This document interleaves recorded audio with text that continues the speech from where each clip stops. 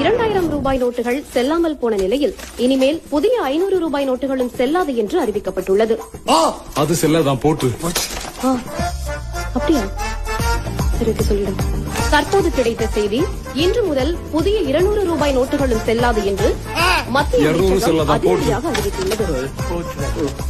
இப்போது வந்த செய்தி, 100 ரூபாய் மற்றும் 50 ரூபாய் நோட்டுகளும் செல்லாது என்று எடுக்கிறதெல்லாம் பேன் பண்றாங்க. 20 ரூபாய் மற்றும் 10 ரூபாய் நோட்டுகள் செல்லும் என்ற நிலை உள்ளது. நான் ஏடிஎம்க்கு போனோம். நன்றி, வணக்கம். அதையும் போட்டு. அப்ப நம்ம இந்தியாவோட நிலைமை இனிமே டிஜிட்டல் இந்தியா தான்.